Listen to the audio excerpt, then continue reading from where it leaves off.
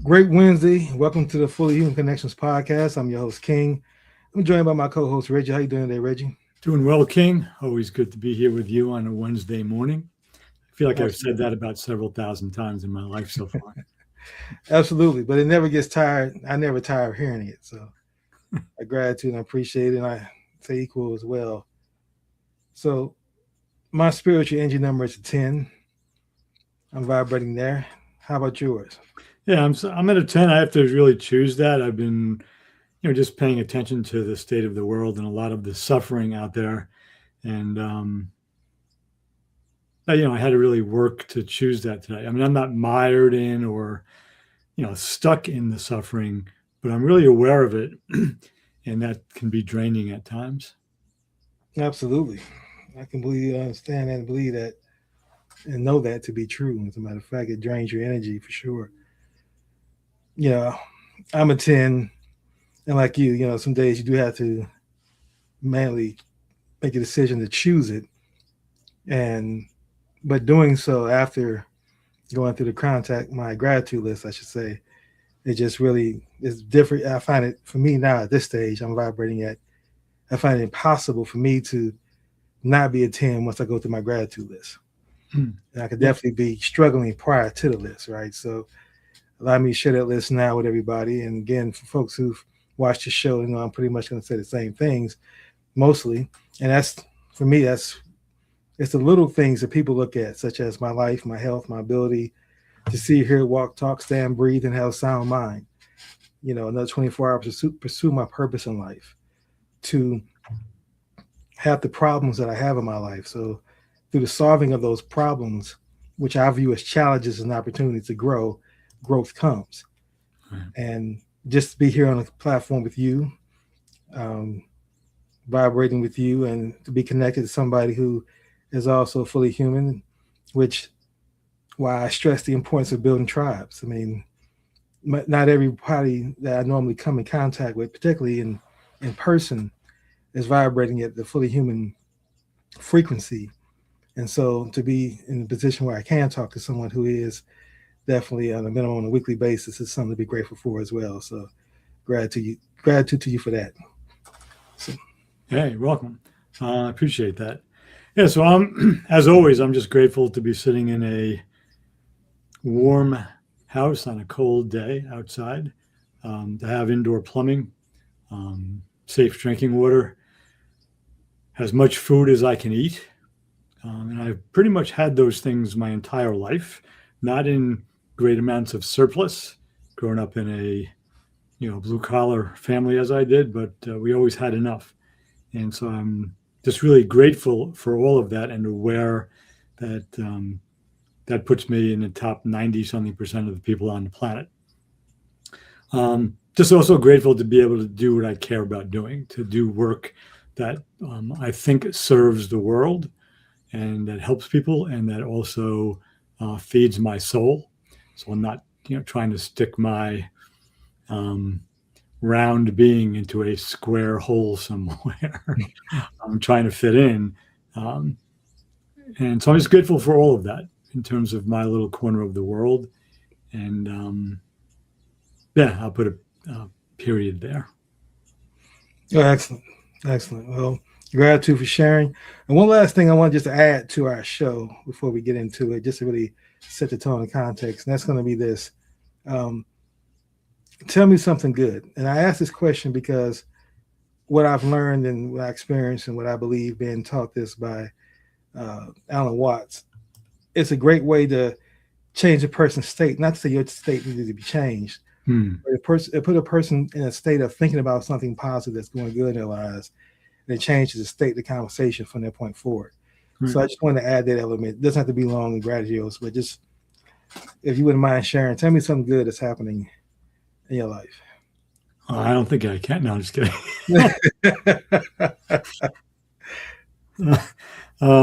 So once a month, every 5 or 6 weeks, really, I get together with a group of guys that I've known. One I've known since '95. The others I've known since around 2001, and we just get together to check in on each other's lives.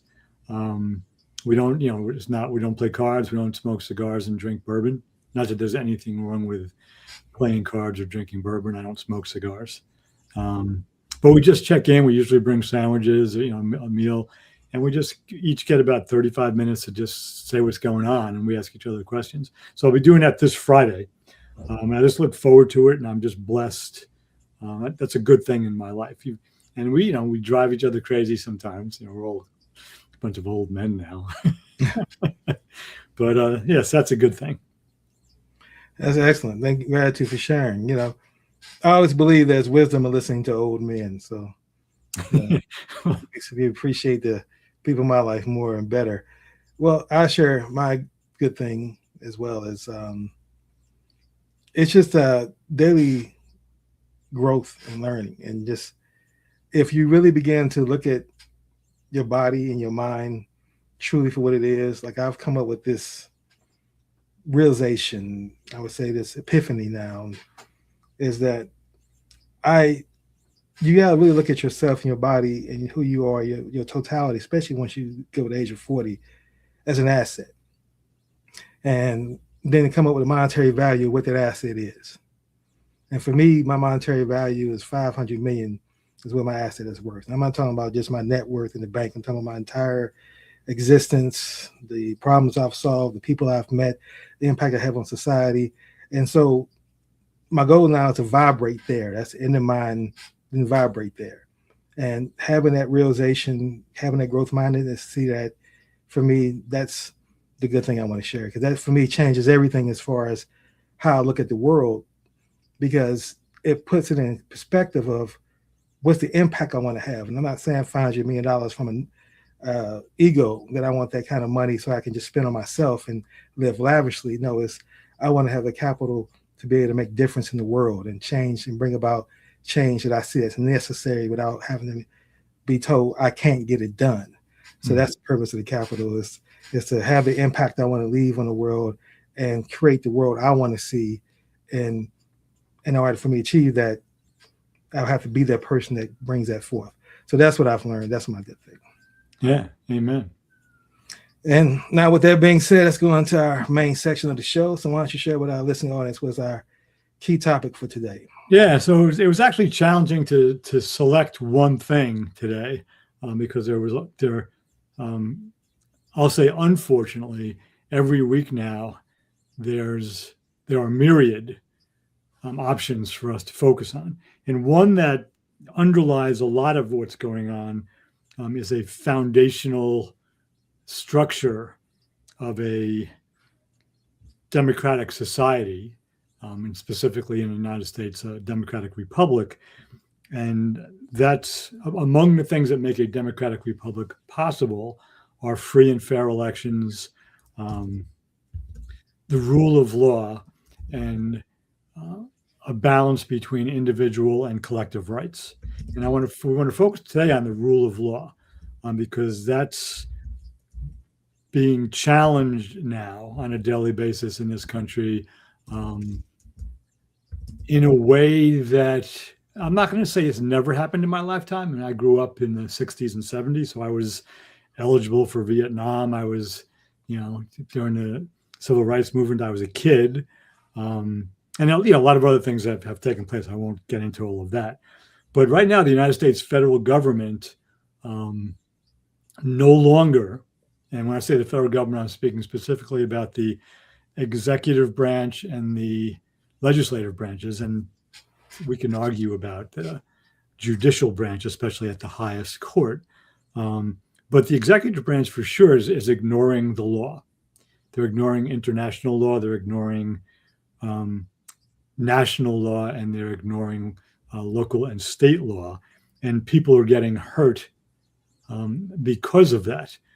And they're actually weaponizing the law to do things that are against the law, which that gets a little bit silly now. And when that happens, it's no longer a democracy. It's the reason that the people who founded America, with all of their faults, and we've discussed all of those faults in the first year of this podcast, it's the reason they left Europe. specifically for the United States, the reason they left England, because in a monarchy, the law is what the king says or the queen says.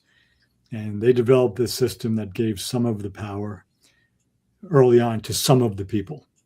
And that's being taken away now. And there were lots of examples. The most recent one, I'll just give one example right now. And this is really sad because the people that I'm going to refer to were put in a very difficult position.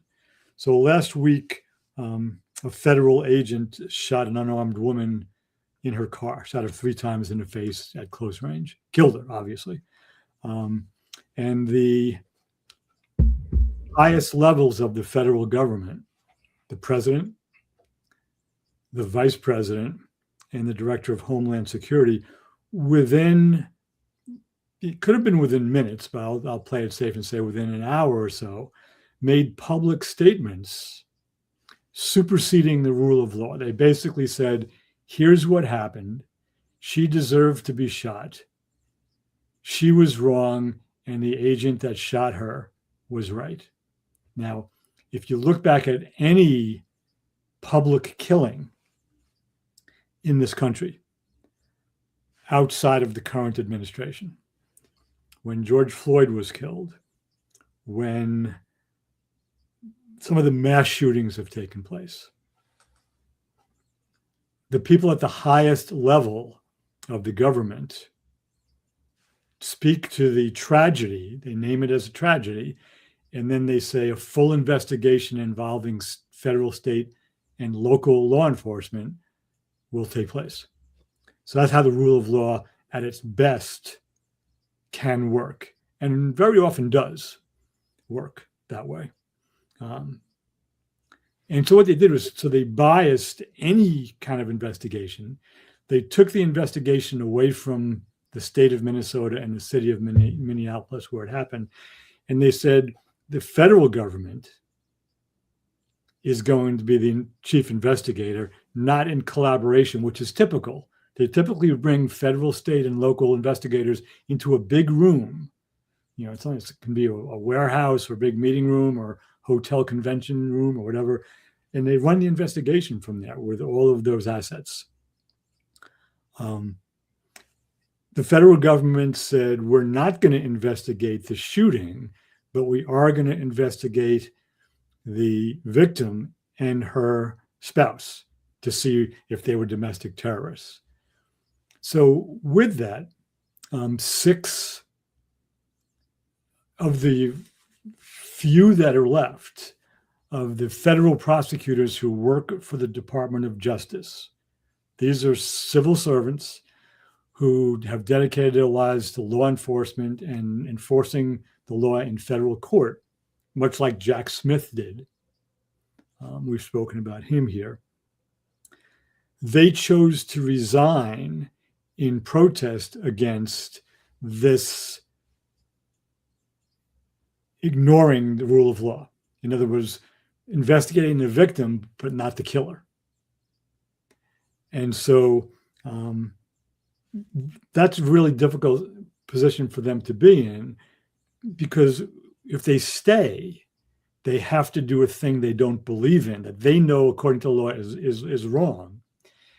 And if they leave, they're leaving this vacuum where some appointee of Pam Bondi, with the blessing of Donald Trump, is going to stand in and just do the investigation the way the Department of Justice under Bondi and Trump want it to go. In other words, it's not going to be a real investigation looking into whether the 3 bullets put into the face of this woman driving her car was a correct execution of the officer's duty. And virtually every law enforcement officer who has been interviewed, and this last thing I'll say, basically say that this guy violated numerous basic procedural ideas, where you don't put yourself in the way of a moving vehicle. You don't shoot into a moving vehicle, because if you kill the person, the vehicle could take off, which this one did, but only crashed into 2 cars. not other people. So the rule of law is, the remaining people in this country who believe in it are clawing, fighting their way to try to make sure that there's some semblance of it moving forward. And this is different from times when the law in this country, when the laws themselves were biased and wrong. There probably still are some of those, when we actually had a fight to change the law. Here, the laws are in place, and the people charged with enforcing them, and specifically the executive branch of the federal government, are ignoring the law. So I'll put a pin in it there. That's what we're exploring today. All right. Well, gratitude for choosing, investing time and energy to come up with a topic. It's timely. So I appreciate that. My initial thoughts and my first take is that, my initial trigger, because everything goes back to identity to me. And then everything is rooted in the system of white supremacy once you understand systems. And it's not about talking about black and white, it's talking about the system. So in that system, what I call the construct, and I refer to as a construct, and construct thinking, my initial trigger is to see myself as a black man and say, well, as a black man and as black people, if you're a rational thinking black person, not to do some of the things that I see white folks on TV interacting with ICE agents do. Get out of our city, shut up, get away from me, yell in their face. So we don't have that privilege to do that, because we know that if we do that, that's definitely getting shot like she was shot is the consequence that will happen. We expect that, we know that, so we don't do that. Ones who are rational thinking, because they know that's the outcome. I mean, just wearing a hood can get you shot. Just walking down the street can get you shot. So if you're going to bring energy like that, not to say she was wrong, and I'm not saying she was wrong. And she was definitely shot out of injustice and was wrongly shot. She wasn't trying to run him over. It's clear to see. Anybody who watches that could clearly see that. So, but my point of going to with the system now, and my growth and understanding that it's a system and not letting my identity be identified by my race, but understanding the system itself, is saying it is that's a system of white supremacy showing you that they control identity. They determine identity and what identity fits them for their narrative and what they want to accomplish.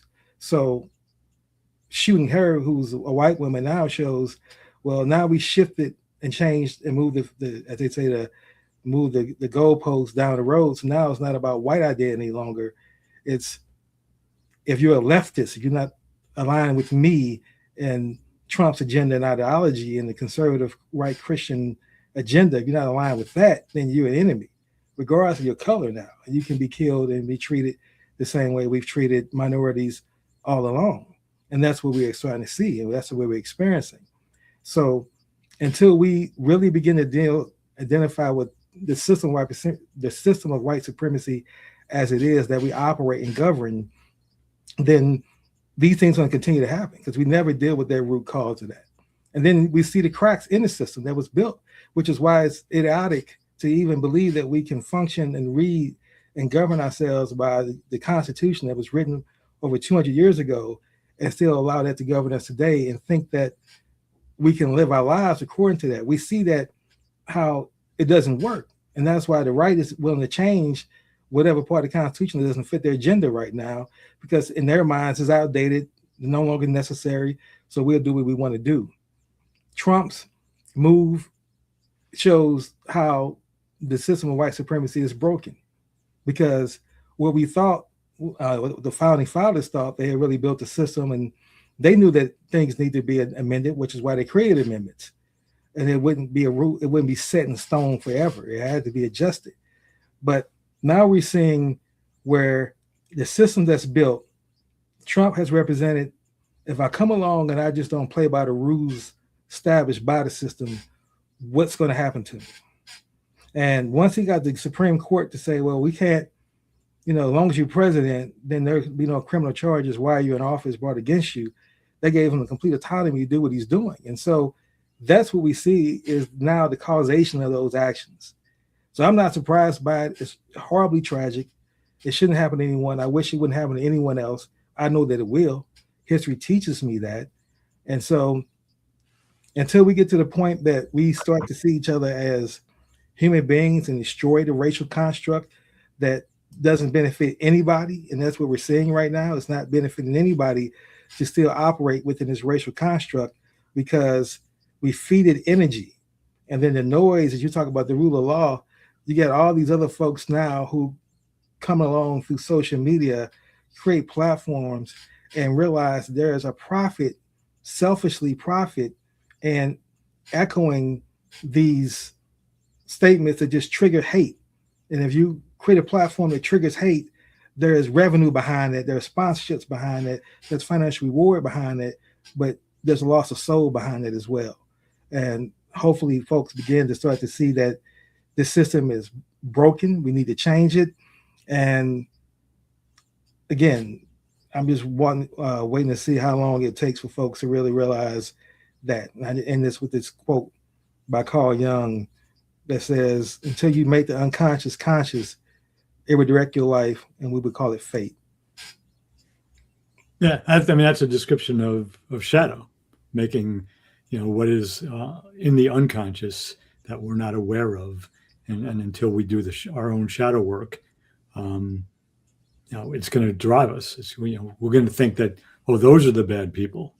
They're violent. I'm not. They're angry. I'm not. Or even, they're successful and I'm not, because shadow can be positive too. But yeah, I agree with that.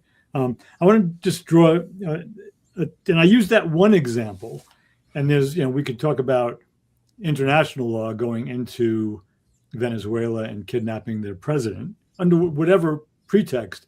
That's against international law. And Donald Trump basically said out loud in an interview 2-hour interview with, I think, 5 or 6 New York Times reporters a few days ago, when they asked him, is there anything that restrains you? And he said, no, not really. As president of the United States, I can do anything I want. The only thing that would restrain me is my own mind and my own morale. I apologize for laughing when I say he said my own morality. Exactly. Because he's immoral. Exactly. Prior to 2015, he was involved in over 3,500 lawsuits, and he basically bullied vendors and contractors and anybody else who didn't do things the way he wanted them to do. So he has a very, very low moral bar, if he has one at all. But he believes that. Just a quick asterisk next to that. That immunity does not apply to anyone else. It doesn't apply to the vice president. It doesn't apply to the secretary of state. It doesn't apply to secretary of defense. It doesn't apply to the officer who shot this woman. Qualified, what do they call it? Qualified supremacy, where police officers have a certain amount of protection if they're acting within their duties following protocol. They have a certain amount of protection. But it seems as though in a normal world, this guy wouldn't be protected because of the details of the case. But I want to just pause there, because what's happening, and you said it, you think, we're not done. It's going to happen again. So I want to just give a historical record or lesson. In, I think it was 1995, Neil Sheehan, who was a reporter on the ground during the Vietnam War, he published a book that became a Pulitzer Prize winner called A Bright Shining Lie. It's almost 900 pages. His daughters were toddlers when he began writing it, and they were college students when he finished. And one of his daughters got a shirt that said, "Dad finished his book." But in there, I'm just going to read a brief piece here. He spoke about the My Lai massacre. For anybody who doesn't know what that was, on March 16, 1968, a platoon of U.S. Army soldiers slaughtered 504 unarmed children, women, and men. They dug pits, stood them in front of the pits, shot them, and put them into the pits, much like the Nazis killed Jews during the Holocaust. And this is what Sheehan wrote. This is a quote. And Lieutenant William Calley Jr., he was charged, convicted, and did like 6 months in prison and then was released. So nobody was really held accountable for this. Again, it was slaughter of 504 people. And I'll say a little bit of that. It was interrupted by a helicopter pilot, but I'll say more about him if we have time towards the end. But here's the quote. What Calley and others who participated in the massacre did that was different was to kill hundreds of unarmed Vietnamese in 2 hamlets in a single morning and to kill point blank with rifles, pistols, and machine guns. Had they killed just as many over a larger area in a longer period of time and killed impersonally with bombs, shells, rockets, white phosphorus, and napalm, they would have been following the normal pattern of American military conduct. The soldier and the junior officer observed the lack of regard his superiors had for the Vietnamese. The value of Vietnamese life was systematically cheapened in his mind. The military leaders of the United States and the civilian leaders who permitted the generals to wage war as they did had made the massacre inevitable. So I'm just going to take that language and I'm just going to paraphrase that language and apply it to today. All right. Right. And then I'll be quiet. The ICE and Border Patrol agents continue to observe the lack of regard their superiors have for civilians, U.S. citizens, documented immigrants, and undocumented immigrants. The value of an unarmed civilian's life is systematically cheapened in their minds. Donald Trump, J.D. Vance, Stephen Miller, Russell Vought, Kristi Noem, Tom Homan, and others walking in lockstep with them encourage and permit the agents to use violence against civilians, and so they do, making the escalation of violence inevitable. And this is not to hold unaccountable the agents who are just following orders. That excuse did not hold up in the Nuremberg trials when Nazi officers admitted that they did not really believe in what they were doing, but they had no choice because they had a duty to follow orders. So what Trump's rhetoric and his minions' rhetorics are doing is encouraging these, especially these newly hired ICE agents who aren't trained well. They're wearing their jeans and their sneakers. They have their flak jackets and their weapons, and they don't really know how to behave, especially when they're confronted by citizens who think that they're breaking the law. So it is going to continue. And the general belief is that that's what the Trump administration wants, so they can send more troops in because of the unruly citizens. So it's a vicious, dangerous cycle right now in the United States. Absolutely. Absolutely. But like I said, I'm going to keep going back to basically this main point that Trump is showing what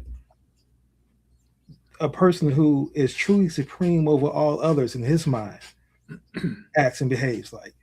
And so, just to be honest, and I'm not saying this to be cash, but just to put it in perspective, I think what most people are experiencing is what white supremacy looks like to minorities, where you don't have any power, you feel helpless to stop it. You know that the court's not on your side, the politicians are not on your side, the education system is not on your side. That you have to always fight that through that system. And now that's what Trump is showing, is that I have an agenda and I'm going to do things my way, and I'm not going to do it subtle. I'm not going to come up with nice language and try to talk about it from a collegiate level and make you impressed with my wisdom. I'm just going to show you power and what power looks like. And if this is the true definition of power, I mean, again, look at the rhetoric, and he doesn't even mind being hypocritical. He realizes that power is those who can tell you this is reality, and you have to accept that reality that they define. That's what power is. And Trump knows he can say something like, well, I know that, for example, he said, I'm a fan of Denmark. I have to tell you that. But you know, the fact that they had a boat land there 500 years ago doesn't mean that they own the land. Yeah. You know, I'm sure we have lots of boats can go there also. And it's like that is the exact thing why we're here in America, because we came here. And then that's what John Stewart pointed out, right? So he can show the hypocrisy because that's power. It's like, yeah, I know that's wrong, and you can point that out, but who cares how you feel? It's like, they say in the mob, you should see all the mob movies, I'm running behind on my payments. Fuck you, pay me. It's that mentality. He doesn't care how you feel about it. This is what I want. I don't care if it's just. I don't care if it's legal. I don't care if it gets in the way of my agenda. I'm going to do it. He also said concerning Iran, he said U.S. will intervene if Iran kills peaceful protesters, which you talked about, you know, again saying America's locked and loaded and ready to go, which we would widely read as a threat of military force. He told them help is on the way and urged them to continue protesting, seize your institutions, while warning that those killing protesters will pay a very big price. Again, threatening military violence because he said, I can do what I want to do when I want to do it for my benefit, even though he's killing protesters here. And the women in Minnesota wasn't a protester, but they would have put the resources towards that to try to prove their argument. And they're saying it out loud. Well, we don't really care about the law, but we're gonna put our resources, money, and attention and energy toward proving that she was a protester. So that's our story, that's our narrative. Accept it. Like what George Bush did with, Katrina. Well, we're not coming to save you with FEMA. Accept it. And you just have to move on and learn how you can live better within that structure. So that's what I'm saying. It is nothing new, not as shocking, but yeah, still evil, still something that we need to do something about. But what I'm saying is I don't want to just get another politician in office that would just still work within that racial construct and their evilness. Someone needs to run on the platform of destroying the racial construct, making significant changes to the Constitution that it is written by folks who are alive now, and it benefits all Americans now, not just a certain group of Americans, and that we shouldn't have to have just amendments to add humanity to it. It's basically what it is when you, again, strip away the language. And so for me, that's what I'm saying. And that's why I intentionally pull myself back from the noise, because it's a rabbit hole. And once you start to click, and that's where I go there, I make this point quickly. Like I shared this last week, and I've seen the benefits of it. That's why I'm sharing it again. Intentionally training my YouTube algorithm to only give me videos that are positive and that's in the space of growth mindedness, manifestation, uplifting myself, and that's all it feeds me. And now that I've gotten such great material as a result of making that decision, that has been life changing in just 15 days, and I've done that. Compared to allowing myself to let the algorithm feed me videos and topics based off what I've watched. Because I clicked on the MSN video that somebody put about what Trump said, click that, watch that. Now I'm gonna get 10 or 15 other Trump videos. It's gonna have me now YouTubers comments and videos that they've made. And it's because I was planted to, I guess, being pushed in the category of left. Everything's gonna be left viewed. So that's the videos I'm gonna get. So to prevent that from happening, just intentionally choosing what I wanted to do and defining my identity and say I'm going to control and own my attention, my mind, my body, and what I put effort and energy into, then this asset that I believe that I'm worth has changed my life. That's just want to finish with that point. Yeah. So I love the last piece you spoke about there in terms of mindset and what you allow to come in. So I want to return to the My Lai massacre for a moment. The 504 civilians were killed. More were not killed because an American helicopter pilot, whose name was Hugh Thompson Jr. He had a crew of two other men on board, a gunner, and I forget the other one, what his role was. I forget their names. But he saw the pit with the dead bodies in it. He saw more civilians lined up, and he saw the soldiers with their weapons. and he put his gunship, his helicopter, down between the living civilians and the American soldiers, and he ordered his gunner. He got out of the copter himself, and he ordered his gunner that if they tried to shoot, if they shot at him or shot any of the civilians, to open fire with the automatic weapon on the helicopter. Fortunately, the soldiers did not open fire. He called another gunship in. They airlifted the remaining civilians out to an army base, got them out of harm's way, reported it, and for almost 30 years, people accused Thompson and his crew of, not formally, but accused him of committing treason. And then somewhere in the 1990s, they were rewarded. I forget the name of the award, but it was finally recognized what they did was the right thing to do. So my sense is, my question is for those of us who care deeply about the dignity of every human being, is what would and there are other examples of behavior like that, but Hugh Thompson's really has always stood out for me. What would a Hugh Thompson look like at this moment in American history?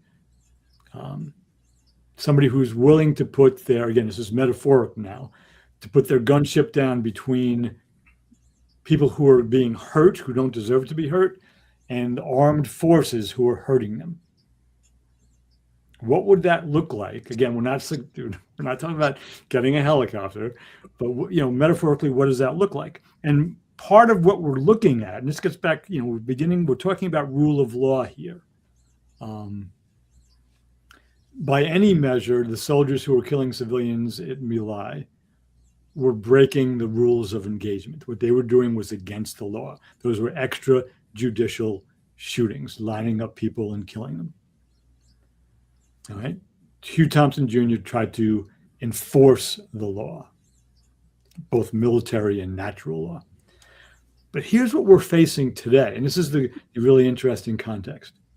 Back in the there's a big argument that is going on in the country today, and it's been going on since the Constitutional Convention, before we had a constitution.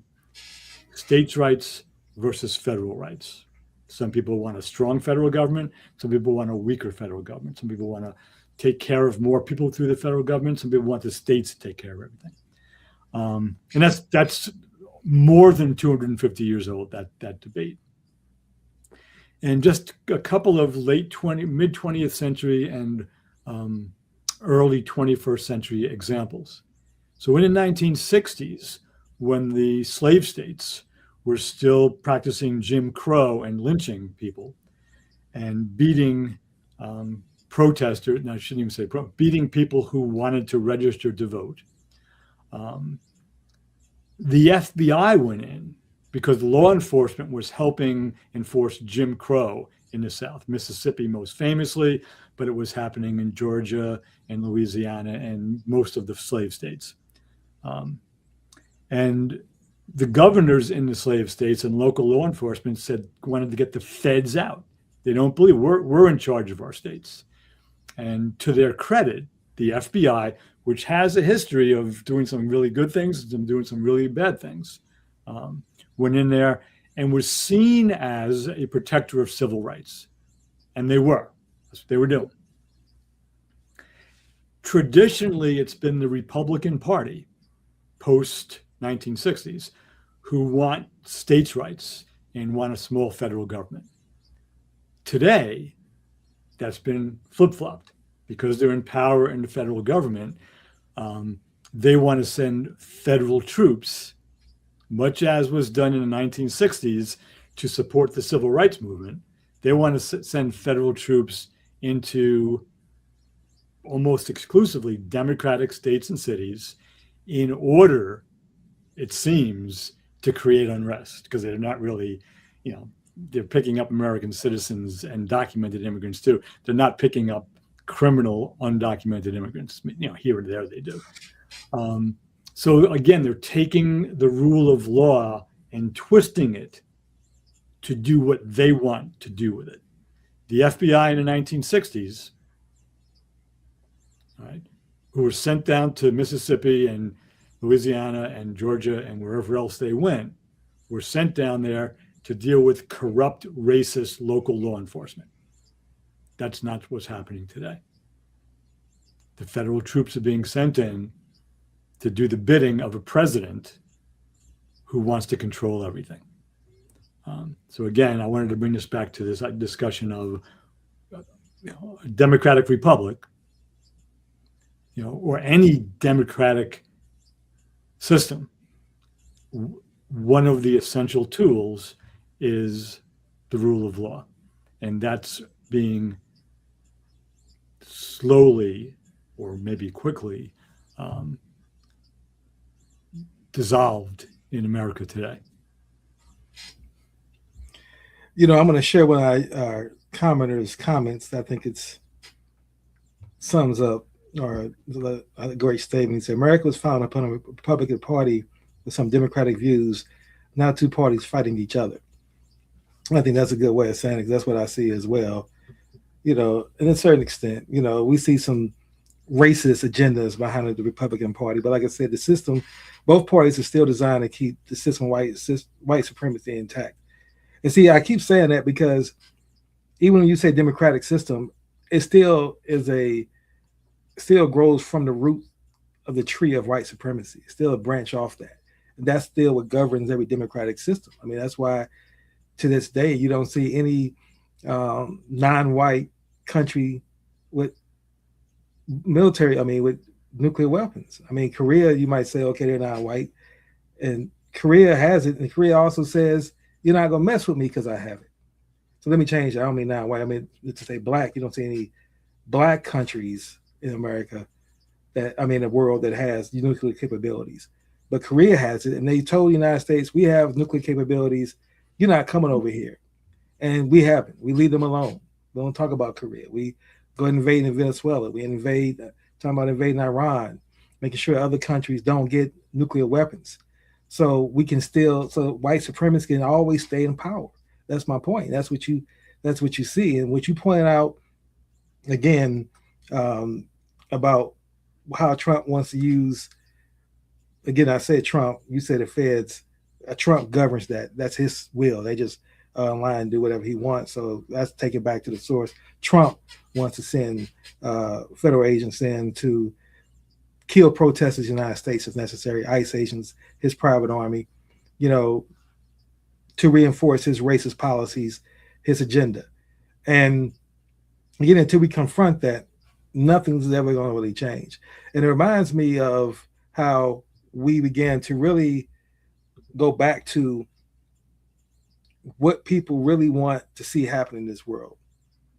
Like, and that's what I really got to ask people. What does hating someone else because of their race, their religion, their ethnicity, their sexual orientation, what does hating them do for you personally? How does that benefit you and move you along and provide energy in a positive way for your life? Right? That's the question that to me has to be asked beyond any of the noise, any of the rhetoric. How does looking at someone else that you see as opposite, Newtonian thinking, that they're disconnected from you, not realizing that we're all connected, and that's in the quantum physics of it, how does it benefit you? And does it satisfy your soul? And I think that most people who are honest and critical thinkers will have to answer, will say no. Because hating someone doesn't bring you any value, doesn't help you vibrate at a higher level, doesn't make your day go better. Yeah, it can make you money. You can leverage it. You can write about it. I remember you were the only one that I heard of probably other than Democracy Now! And you did this back when Biden was in office, before Trump got in office, before they talked about even Project 2025 became a topic that everybody became familiar with. You first introduced that to me when no one else was talking about it. Then it became a big deal as Trump was running on it. But even prior to then, before the election cycle started, you had started talking about white Christian nationalism and what they wanted. And to me, that's the core, and that's the crux of where we're dealing with right now. Trump is implementing their agenda because that is his true base. not mega. That's his true base that supports him. And as long as Trump is doing things that they want, then he is going to be protected. The minute he steps outside that, and sometimes he does, and they disagree with him because he starts to show that he has too much power, he gets his hand slapped. And so for me, that's what I see happening like a movie, and I'm just watching it. But again, I go back to because you mentioned earlier about I think you said Thompson, and you brought up the fact that he chose not to continue to exploit and kill, even though he had the power and decision to do that. He chose to be fully human in that moment. And how would someone, what would a leader like him look like right now? That's a great question. So I don't think people, the system now is designed unless you intentionally are a critical thinker and you're controlling what you're reading and the portions that you take in of social media and news, unless you are totally controlling that, using it for your benefit, not just to see what's happening in the world, then I don't think that frequency is out there anymore. I don't think many people are vibrating at that level anymore because the algorithms and things have shown you that because of identity being such a key role, more so than ever before in our face now, we're dealing with it in our face, that people are scared. They're scared for their lives. They know if I do step up that way, more likely I may risk my life at the most. At the least, I'm gonna risk my job to be canceled. I'm gonna get kicked out of, be fired by the administration and blackballed or canceled in some form or fashion. At the least, at the minimum. So you really have to have, as you know, quoted, testicular fortitude to be that person in this time, in this day and age, and be committed to say, I want to fight for justice, not because I might receive monetarily gains from it or it may benefit me professionally, financially, or whatever, but because it's the right thing to do. And I want to make the world a really, truly a better place for the next generations to come. Like Native Americans have the saying of the 7 generations. Let your actions be, and I'm not quoting them properly, but let your actions be viewed in the context of how it's going to impact the next 7 generations ahead. And if people did that in all their actions, regardless of left or right, where you stand politically, as you claim, then I think your behaviors would be different, especially if you begin to start to see yourself as fully human and go down that journey. So that's why I really love doing the show with you, because these are things I learned from it, regardless of whoever's watching and the comments they're getting, because it's not about trying to grow this show and become viral, and that we need people to like and treat this as a show that gets a lot of algorithms. Either we want that, we want people to see it because we want people to really begin to see the importance of becoming more fully human. And I think reading your book is an excellent way of them understanding that if you don't know the past, then you don't have any connection or reference point to see what's happening right now. Yeah, beautiful. And I like that you shared that the comment. I just want to make one comment on it. When I agree with what the comment said, I'm just going to play with the language for a second. It was a democratic republic, but there was no party. In fact, the founders didn't want parties. They didn't foresee parties. The United States Constitution is not written with 2 parties in mind. They saw party divisions as being divisive. So the United States Constitution was not written by a party. It was written by those founders who disagreed on a lot and left out a lot and who compromised a lot to finally get the thing done. It was done in Philadelphia in the middle of the summer. They boarded the windows closed because they wanted to make sure that the negotiations were private. They didn't have air conditioning. They stunk. It was hot. They wanted to go home. That's part of the real history of the United States Constitutional Convention. But there were no parties. And had they foreseen parties, they probably would have not written the 5th article, Article 5 of the Constitution, which is the amendment article, which requires, and just to say the numbers out loud again, it requires a supermajority, a 2/3 majority in both houses of Congress, in the Senate and the House of Representatives.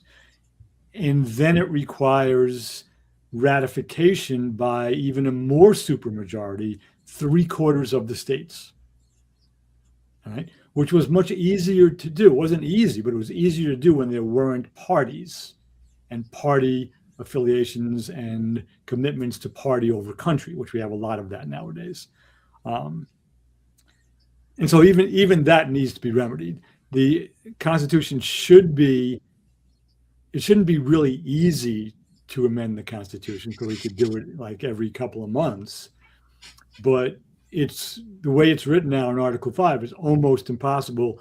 And giving, I live in a small state, right? About 3 million people, just over 3 million people. But that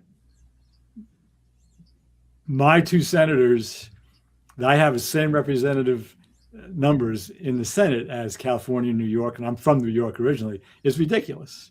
It's not a representative body, the Senate. It gives me, it gives Wyoming, it gives Montana the same representation in the Senate as Texas, New York, California, and Florida get.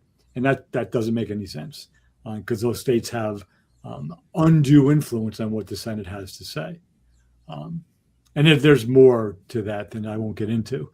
But the Constitution, as we've been saying, is in dire need of amendment. Most of the smaller states who have an advantage in the Senate won't want to change the Constitution with regard to how the Senate is structured.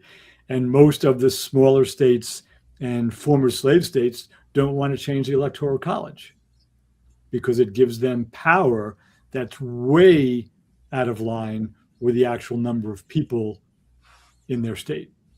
Again, when we elect a president, it's not the states electing the president. It shouldn't be. It should be the individual citizens of the United States who elect the president. And the only way to do that is by popular vote. The Electoral College is an outdated, if it ever was dated, compromise that kept some people happy a long time ago.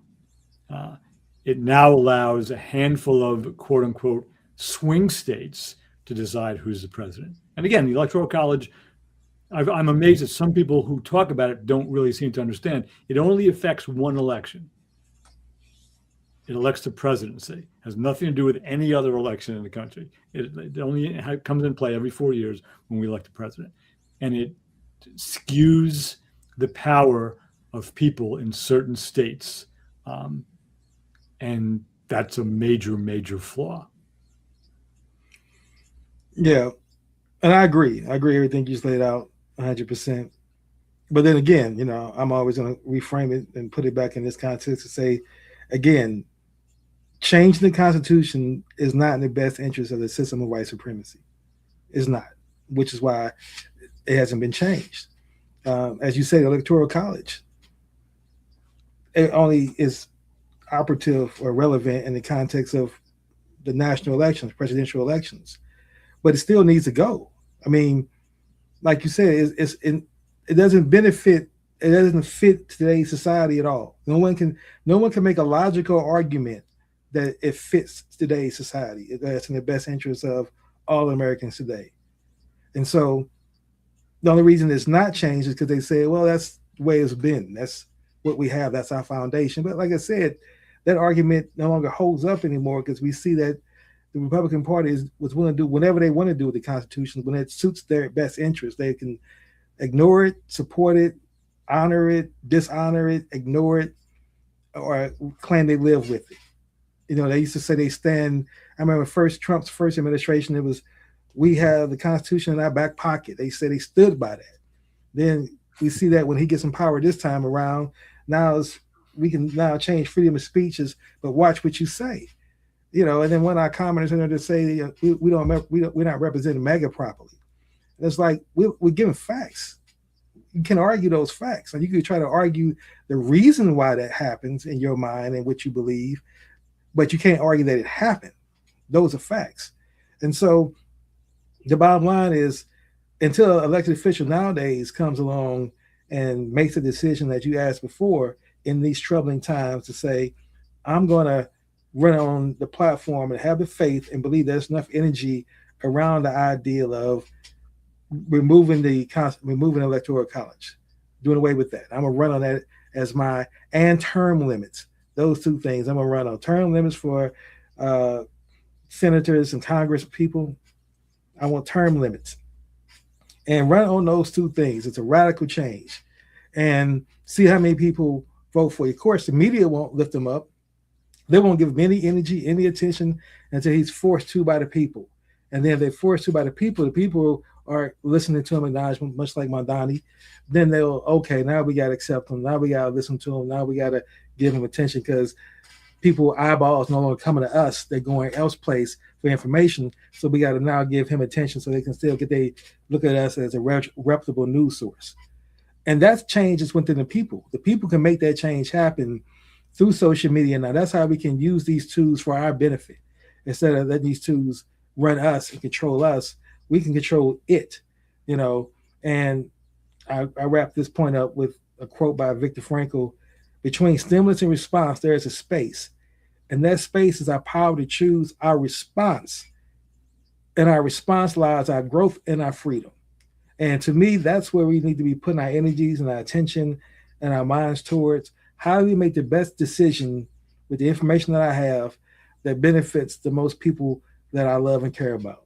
And if that's this country, then it should benefit this country so it can be thriving. And if you live here, everybody should be able to thrive if they put forth the effort. Not advocating that someone needs to be paid for who's lazy, who doesn't want to work, but folks who are really investing into the system, paying their money, taxes, working hard. If you've been a part of the system and you're not hurting anyone else or trying to do harm to someone else, then life should not be hard. It shouldn't be impossible to live and force you to make decisions that are not in you and your family's best interest.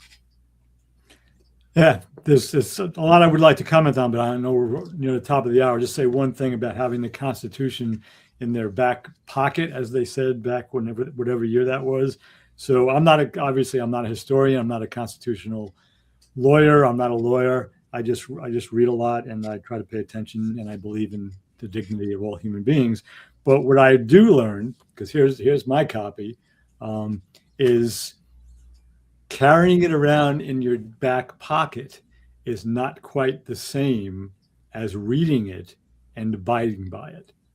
All right. Just because you keep the Constitution close to your ass doesn't mean you know what's in it, and doesn't mean you really pay attention to it or live by it. So get it out of your back pocket and maybe read it. It'd be better. That came from my New York years. I appreciate it. I agree with it. But that would mean that they have some form of integrity. And we see that our spine as well. And, those two things they lack. But, to your point, we have reached a part of our show. We kind of want to wrap things up and bring things to a close. So what advice and guidance you can give folks on how to become more fully human and help us heal American narratives during these times? Yeah, it's tough. It's there's not one thing that everybody can do. I mean, there's an ongoing series of practices, but because I'm going to stick with today's theme, this idea of the rule of law and the willingness to step up and step in when the rule of law is being ignored or violated. And I can't speak to how important that is, because those of us who tend to be law-abiding citizens, Republican, Democrat, MAGA, non-MAGA, white, black, green, blue, purple, whatever, anybody,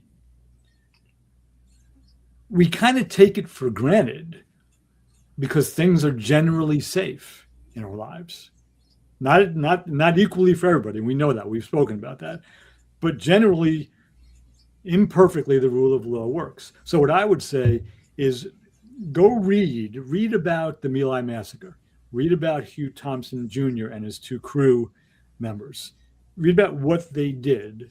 And that's the question I asked earlier in the conversation.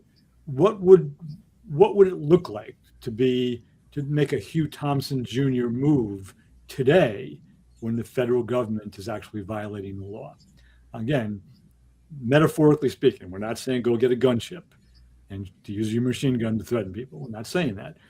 But that level of courage of doing the right thing, of being a Jack Smith or any other of these federal prosecutors, separate from Smith, who decided to resign rather than to follow an unlawful um, approach to the Minnesota shooting by an ICE agent of an unarmed woman. Right? What what would that look like for you? Or does it look like for me, for you, King, for anybody that really cares? And if you just want to stand around and throw stones, then you're not to be taken seriously, and you should, you know, I don't know, do whatever you do, but you're not helping yourself or anybody. So, All right. Well, I appreciate that, and I agree 100%. You're creating value or you are destroying. To me, there is no middle ground. And so, folks who want to write negative comments and be trolls, well, I still think a lot of these are Russian bots, to be honest. You can tell by just the frequency of it. I really find it hard to believe that someone just sits at home with their computer looking for sites they can go on and just troll the YouTube comments. And especially ours, because like there's not we don't really have a big following, so it's like, why do that here? Right. But as we wrapped up today's show, we want to end it with always giving flowers to people who we feel are fully human, who exhibited these qualities either in the past or present, to show that we're not just saying something that's not possible. And the person I want to lift up, and I'm gonna go back and I'm changing again. New Year's, new thoughts, higher vibration, again, different behaviors as well. So I decided that this year I'm gonna go back to identifying the people that I have behind me, and mentioning folks who I may even mention before, because again, you may be new to the show, you never heard me say it, or the fact that for me, it keeps it in my mind until I meet someone who's outstanding enough to take me off that energy. And so right now I'm going back and I'm going to highlight a person, and the person I'm going to say is, I base it upon these 6 pillars of fully human, being number 1, their identity, number 2, the growth mindset, number 3, their higher purpose in serving, number 4, their grateful spirit, number 5, their governing principles, and number 6, their self-awareness. So where they rank in those, to me, and that's why I give them their flowers and define them as being fully human. So within that being said, the person again I want to highlight today is Dr. Martin Luther King Jr. And the reason I'm doing that today is because, like he said in one of his speeches that he had wrote, that we've entered the period of needing to have a revolution of values, right? I don't think we as a country have the same values anymore. And definitely within even folks who may say they're on the left side of the agenda, I don't think our values are aligned, which is why we can't get in our way of defeating MAGA. For those who want to defeat MAGAs, because everybody who disagrees with MAGA don't have the same values. So we need a revolution of values, and we need to get in alignment of those values, and then we can actually start creating energy and momentum to destroy this construct that we're dealing with.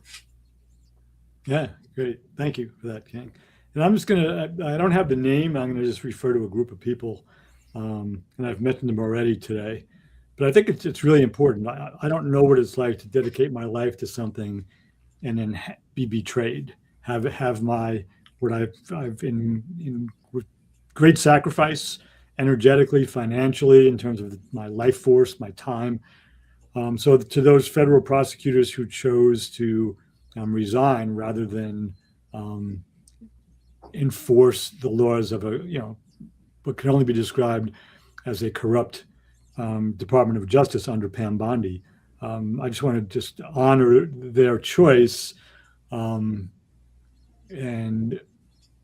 those are the public servants, the civilians who Russell Vogt, said we want them to go to work traumatized every day, and we want to traumatize them so they don't want to go to work every day. Those are the type of people that he was talking about, and so that I just want to nod my head to them, and I can't help it. I just saw one of these one of these folks refer to us as ebony and ivory. Yeah, I saw that. And then said stuff that's like unintelligible, but doesn't make any sense in terms of the English language. But he did, connect us because one of us is, looks black and one of us looks white, and so that was pretty clever. Yeah, I was going to ask which one of us you think he was referring to as Ebony. Yeah, I mean, I'm Italian. It could have been me. Yeah, well, Reg, this has been another great show. I'm going to wrap up and again thank our listening audience who are listening, looking to bring value to the world, looking to bring healing to America, looking to really become more fully human. We thank you for being a part of our show, listening to us, whether you're listening to us live or as a recording. And until next Wednesday at 10 a.m., let's all continue to be on the journey to become more fully human. Thank you.